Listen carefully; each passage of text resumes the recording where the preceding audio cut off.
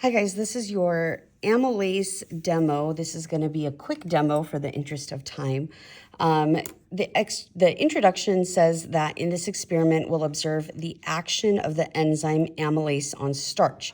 So amylase, is an enzyme that acts on starches, complex carbohydrates, long macromolecules of carbohydrates. So amylase changes starch into a simpler form, which is the sugar maltose.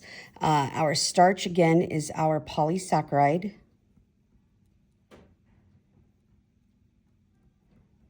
And our maltose is a monosaccharide. So what amylase does is it's soluble in water. It's actually in our saliva. And what it does is as soon as you start to eat, or when you start to get ready to eat, your saliva starts producing this protein, amylase, this enzyme amylase, and amylase will start to act on starch in our food while it's still in our mouth. So as soon as we start putting food into our mouth that has starch in it, amylase will go ahead and start to break it down from polysaccharide of starch into individual monosaccharide units of maltose. If we expose it to extreme heat, either hot or cold, or extreme pH, acid or base, it will denature the protein.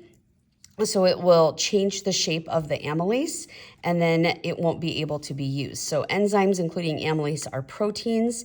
If we denature them, then enzymes can no longer act as catalysts for our reactions. So we have to be really careful with our enzymes not being in temperatures that are too hot or too cold, and not being in environments that are too acidic or too basic. So we're gonna have a hot water bath. Normally I would have my beaker sitting on top of a hot plate, and I would have some water in here and get that boiling so that I could put my my test tubes in there. I have 3 test tubes. I have A, B, and C. They all have saliva in here. And it says to A, I'm going to add 1 milliliter of vinegar. So I'm going to add in a drop of vinegar to A. And then it says in B and C, I'm just going to add some water. So I already added my vinegar to A, and then I added distilled water to B, and I added distilled water to test tube C over here on the end. Then it says I need to put 2B into my boiling water bath for 5 minutes. So I would take it out, I would put it into my beaker if it was sitting on top of a hot plate, and I would let it sit there for a few minutes. And then I would take it out and put it right back in my test tube rack. And then I'm gonna allow it to, then I'm just gonna let it sit there. And then I need to add 1 milliliter of starch to every single one of these test tubes. So I would add starch to here, to A, I'm gonna add starch to B, and I'm gonna add starch to C. So let's recap. Test tube A has saliva, vinegar, and starch. Test tube B has saliva, distilled water, and it was added to a hot water bath to heat it up. Test tube C has saliva, distilled water, starch, and nothing else. So they all have starch, they all have saliva.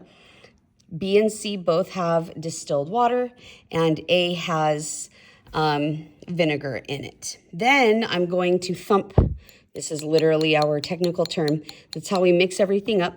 And then I'm going to put all of these into my hot water bath and let it sit on the hot plate in the hot water bath for a few minutes to allow the reaction to occur. Oh, I forgot one step. Before we do that, we're going to add Benedict's solution to all 3 of these. So I'm going to add Benedict's, Benedict's, and Benedict's. And if you remember from the vomit lab last week, we added Benedict's as a reagent to show us whether or not monosaccharides or simple sugars are present. So I'm going to add Benedict's, Benedict's, Benedict's to all 3 of these. Now we added starch. We know starch is a polysaccharide. So I don't expect it to change color if it was just starch in the test tube. But the key thing to remember is that we have saliva in all 3 of these, and saliva has amylase. So the amylase should be breaking down the starch into my simple sugar. In this case, it's maltose. It should be breaking down that starch into maltose, and I should see that color change reaction in at least one of these test tubes. We're going to find out which one. So for the interest of time, by the power of TV, the magic of TV, after I put my Benedicts in and I get those going in my hot water bath, I would leave them there for a few minutes for the reaction to occur, and then I could take them out, and now I've got test tubes A, B, and C for my results. So this is what color I saw. Remember, Benedict's is blue, and if I add it to a solution and it stays blue, no reaction occurred. It tells me that that it is not positive for glucose or any other simple sugar. It's not positive for a monosaccharide. So this one stayed blue in A. There were no monosaccharides present. This one stayed blue in B. Again, no monosaccharides present. And this one turned to orange. So it did have that reaction. It acted as an indicator telling me that there are monosaccharides present in C. So now let's think about that as we answer these questions on the bottom that I'm going to help you with. And then you guys will be on your own for the back. Let me zoom in here. So the first question was a test positive or negative for test tube A. It stayed blue for A. So in this case, because nothing happened, we didn't see that change. It's not indicating that there are monosaccharides present. It's negative. And what does that tell us? It tells us that there are no monosaccharides present. There's no maltose present. But the big picture of that also means that the amylase in the saliva did not work to break down our starch into monosaccharides.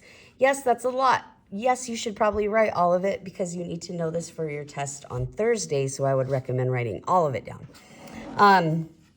In test 2B, again, B did not change color. It stayed blue, which means that there was no monosaccharide present, which means, again, that the amylase did not break down the starch into the individual monomer of maltose. Now, the difference between A and B, what did we do to it?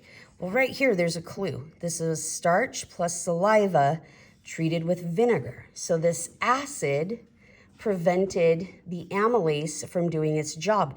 It denatured the amylase. So for this indication answer, you should have something about how the vinegar denatured the amylase and it did not allow it to break down the starch into maltose. And then for B, we had starch and saliva and water, but it was treated in a boiling water bath. So it was heated to the point where it was also denatured. So my answer here should have something along the lines of how the hot water bath, the boiling water bath, denatured the amylase, preventing it from breaking down that monosaccharide or breaking down the starch into the individual monosaccharides of maltose. And then for the last one, for tube C, now we have starch, saliva, and water. We didn't do anything. We didn't add any extreme environment to it, so it stayed exactly the way that it should. And it was positive, and that indicates that our amylase that was present in the saliva was allowed to break down that starch into the individual components, the individual maltose monosaccharide parts. And that's this part for you. You're going to do the back part all on your own. Use your notes. You do not need to use complete sentences for your answers. When you're done with this assignment, you're going to turn it in and get one more thing to finish up for tomorrow.